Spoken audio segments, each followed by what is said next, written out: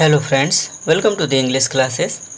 ये class 10th का जो थर्ड पोएम है अ टाइगर इन द जू, इसका ये थिंकिंग अबाउट द पोएम है जो इसमें एक्सरसाइज दिया हुआ है। एक्सरसाइज आइए इसको हम लोग रीड करते हैं और इसकी हिंदी मीनिंग भी समझते हैं।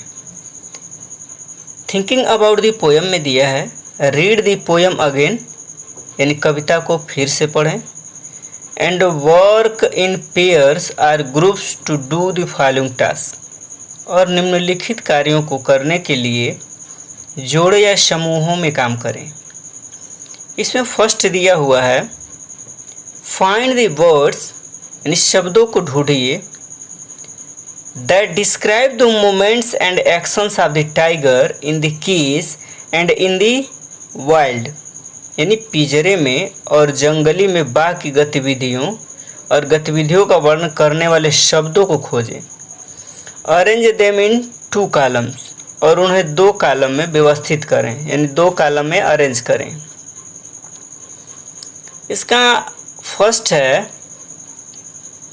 Moments and actions of tiger in the cave, यानी गुफा में बाघ की चाल और कार्य जो हैं उसमें कौन वर्ड्स हैं, तो stalks, few steps, stairs, ignoring, hears, यानी क्या है उसमें स्टार्क्स मिस होता है जो डंठल है, स्टेप्स यानी कुछ कदम है, फ्यू स्टेप्स कुछ कदम, स्टेयर्स यानी घूरना, इग्नोरिंग यानी अनदेखा करना, और हियरिंग यानी सुनना, है ना, हियर्स यानी सुनता है। बी नंबर है moments and actions of tiger in the wild, यानी जंगली में, यानी जंगल में बाघ की चाल और उसका कार्य। तो जंगल में जो है लर्किंग यानी फिसलना, लर्किंग यानी दुबका हुआ, स्लाइडिंग यानी फिसलना, स्नार्लिंग यानी झपकी लेना, बैरिंग यानी वायरिंग करना, और टेरोजिंग मतलब टेरोराइजिंग मीन्स होता है आतंकित करना। ये उसका वाइल्ड में उसका क्या एक्शन है। Next second number find the words, यानी उन शब्दों को ढूंढिए, दैट डिस्क्राइब द 2 प्लेसेस, जो 2 जगहों का वर्णन करते हैं, and arrange them into 2 columns, और उनको 2 कॉलम में अरेंज कीजिए, व्यवस्थित कीजिए। इसका ए नंबर है केज यानी पिंजरा। इसमें pads of velvet quiet consent cell strength behind bars, यानी इसमें जो मखमली जो शांत कंक्रीट सेल के पैड हैं, सलाखों के पीछे ताकत। इसमें बी नंबर है वाइल्ड यानी जंगली, यानी sliding through long grass water hole, यानी लंबे घास के पानी के छेद के माध्यम से जो स्लाइडिंग होती है ना। Jungles AIDS patrolling cars brilliant stars, यानी जंगल की धार वाली जो पेट्रोलिंग कारें शानदार सितारे, है ना।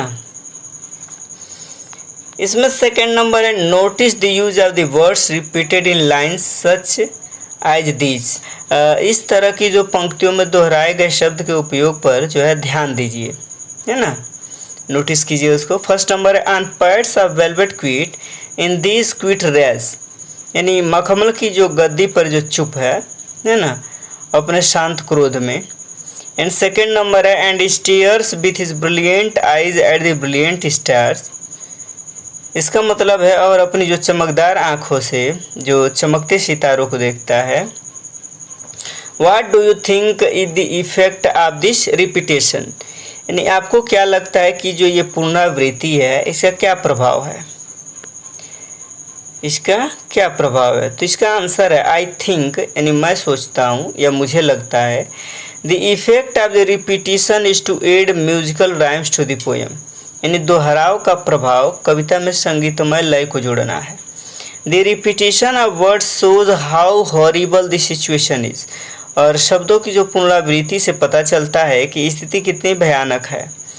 And it's highlights the strange atmosphere, और यह जो है एक अजीब माहौल उजागर करता है ना। थर्ड नंबर है रीड द पोएम बिलो, यानी नीचे कविता पढ़ें। Also about a tiger in a zoo, और चिड़ियाघर में एक बाघ के बारे में भी। देन डिस्कस, और तब चर्चा करें। Are zoos necessary for protection और conservation of some species of animals, यानी क्या जानवरों की कुछ प्रजातियों के जो संरक्षण या संरक्षण के लिए चिड़ियाघर आवश्यक है। Are they useful for educating the public, यानी क्या वे जनता को शिक्षित करने के लिए उपयोगी है। Are there alternatives to zoos, और क्या चिड़ियाघरों के विकल्प हैं। इसका आंसर है यस, हाँ।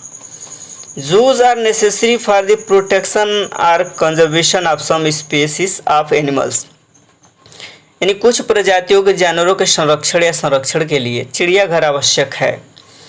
यस, हाँ। They are useful for educating the public, हाँ वे जनता को शिक्षित करने के लिए उपयोगी है। And wild life sanctuaries are the alternatives to zoos, और वन्य जीव जो है अभ्यारण्य चिड़ियाघरों के जो है वो विकल्प हैं, है ना। हम उम्मीद करते हैं कि वीडियो पसंद आया होगा तो अपने दोस्तों के पास ज़रूर शेयर कीजिएगा। Thank you, thanks for watching.